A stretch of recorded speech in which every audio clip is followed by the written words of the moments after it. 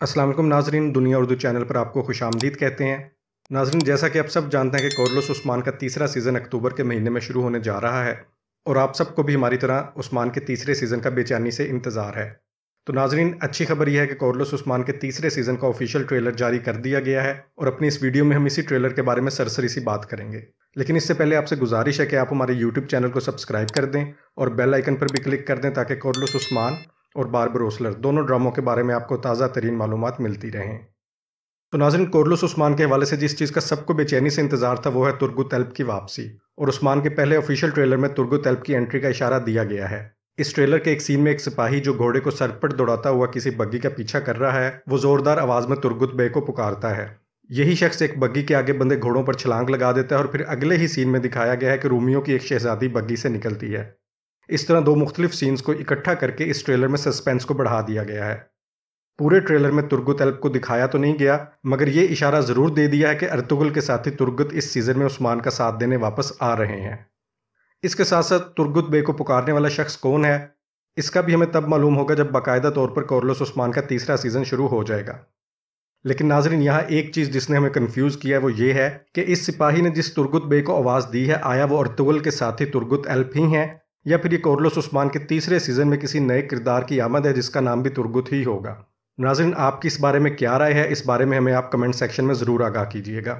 इसके अलावा इस ट्रेलर का आगाज़ आया निकोला की आवाज़ के साथ होता है जो कहता है उस्मान ताकतवर होता जा रहा है। ट्रेलर में आया निकोला को भी दिखाया गया है जो अपने किले में किसी और रूमी कमांडर के साथ बैठा है और वो उसे कह रहा है कि अगर हम मुत्तहिद ना हुए तो हम तबाह हो जाएंगे। नाज़रीन, इसका मतलब है कि दूसरे सीज़न के इख्तिताम पर आया निकोला को जो शिकस्त हुई थी और इसने कहा था कि मैं पहले से ज़्यादा मजबूत होकर वापस आऊँगा, तो उसने ये बात पूरी की है और अपने साथ मज़ीद इत्तेहादियों को मिलाने की कोशिशों में मसरूफ़ है।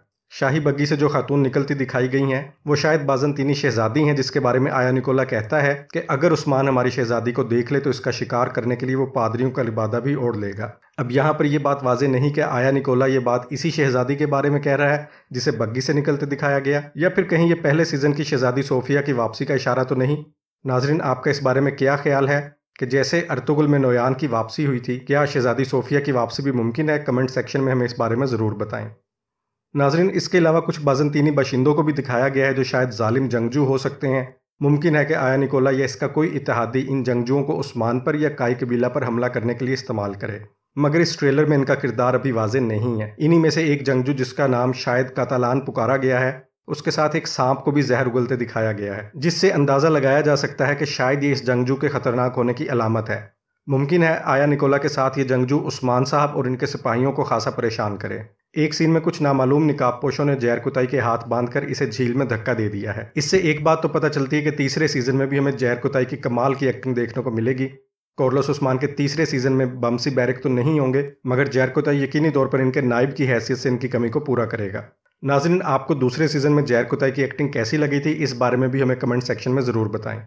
अब आते हैं इस ट्रेलर की सबसे कमाल चीज़ की तरफ, और वो है उस्मान साहब का एंट्री सीन, जिसमें इन्हें एक तीर चलाते हुए दिखाया गया है। उस्मान साहब कुछ सिपाहियों के साथ झील में जा रहे हैं। इन सिपाहियों ने बाज़ंतीनी सिपाहियों का लिबास ही ज़ेबतन कर रखा है। आया ये उस्मान साहब के करीबी सिपाही गोक्तो और बोरान वगैरह हैं या कोई और, ये अभी नहीं दिखाया गया, मगर उस्मान साहब का तीर शायद उसी शख्स को जाकर लगा है जिसने जैर कुताई को झील में धक्का दिया है। इसके बाद उस्मान साहब अपने घोड़े पर दौड़ते हुए दिखाई दिए हैं और इन्होंने इसी झील में छलांग लगाई है।